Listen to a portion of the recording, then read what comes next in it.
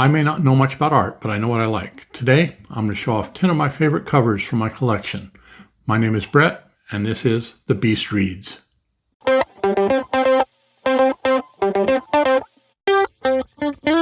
Ben at Grammaticus Books and Richard at Vintage SF each did videos showing off 10 of their favorite book covers, and they invited the rest of us to join in. I thought that's a wonderful idea. I started looking through my collection, and I found a theme. Most of my books had spaceships, aliens, ray guns, alien landscapes, some combination therein, and I found 10 that I liked. We'll start with The Return of Retief by Keith Laumer. Cover art by Wayne Barlow. On this one, I like this one. Retief's got an alien by the tail and holding a blaster. Can't beat that. Next, we've got Ensign Flannery by Poul Anderson. Cover art by Michael Whelan. On this one, Flannery's got a tire woman by the tail. And we've got Starwell by Alexei Panshin. Cover art by Vincent DeFate. In this one, our hero, Anthony Villers, has a trog by his side. Wouldn't be one of my videos if I didn't throw in an Andre Norton reference. So here we got Andre Norton, The Zero Stone. Cover art by Jeff Jones. And it's our hero, Murdoch Jern, is being pulled towards a spaceship with a cat on a leash. We got Merchanter's Luck by C.J. Cherry.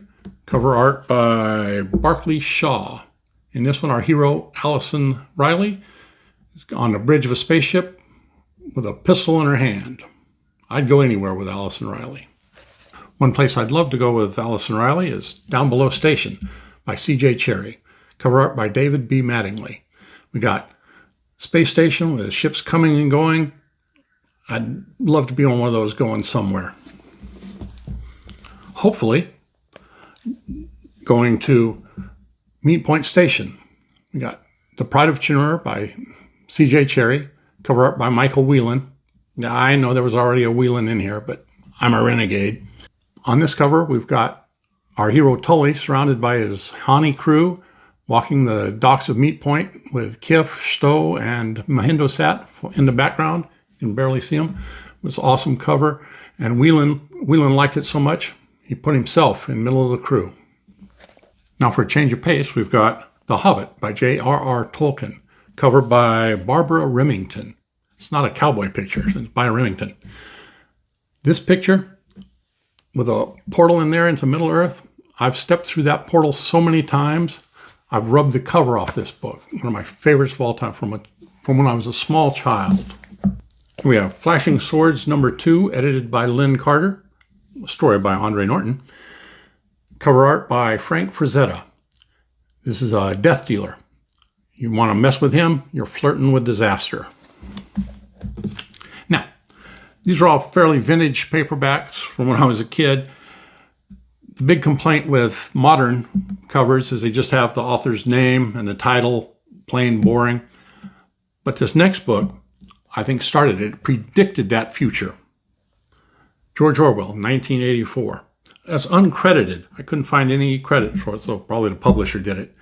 But a long time ago, they were way ahead of their time. Now, one book, I'm going to try to show a picture up here somewhere, if I can find one, of Foundation by Isaac Asimov. I've got this cover by Don Punchatz. Not a bad cover, not a bad cover. I like it. But the one I like has the checkerboard on it with a ball. It's warped, space-time warped. I think it fits the story very well. It was one of the first science fiction books I read. It jumped off the shelf at me with that cover. I just had to include it in this. If you've made it this far with me babbling about these books, give the video a like. It don't cost nothing. And remember, Styx is the greatest American rock band.